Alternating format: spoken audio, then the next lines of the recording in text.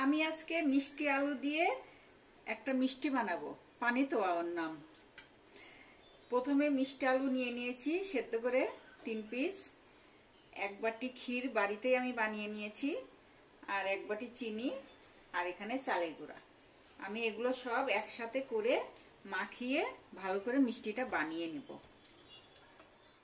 সব একসঙ্গে দিয়ে মাখিয়ে নেব। ক্ষীরটা পুরোটাই দিয়ে দিতে হবে।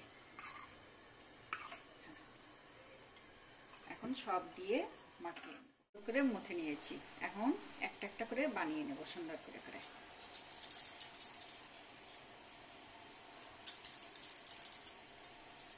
গুলো বানিয়ে নিলাম।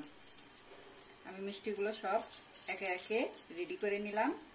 আর এখন এখানে রস করে নিয়েছি। রসটা একটু ঠান্ডা করে মিষ্টিগুলো ভেজে চিনিটা দিয়ে দিলাম। 250 গ্রামের মতো চিনি আছে। একটু জল দিয়ে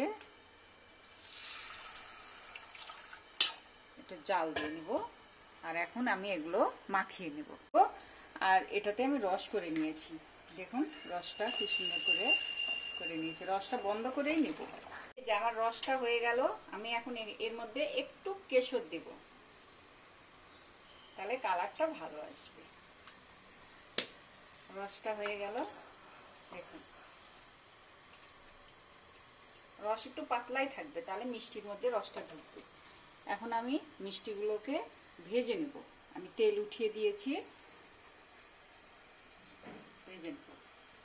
অল্প আঁচেই ভাজতে হবে, কেন যে বেশি আঁচ হলে পুড়ে যাবে। অল্প আঁচে আমি দিয়ে ভেজে নেব। আমার এটা লাল করে ভেজে নিয়েছি। এখন রসে চুবিয়ে দিব।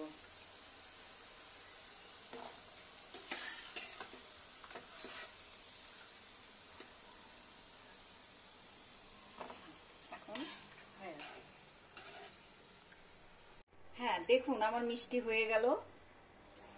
সিম্পল, বেশি টাইমও লাগে না, বেশি জিনিসও লাগে না। মিষ্টি আলু, একটু ক্ষীর, একটু চালের গুঁড়ো দিলেই দেখেন সুন্দর মিষ্টি হয়ে গেল। ঘরে বানানো, খেতে খুব ভালো লাগে।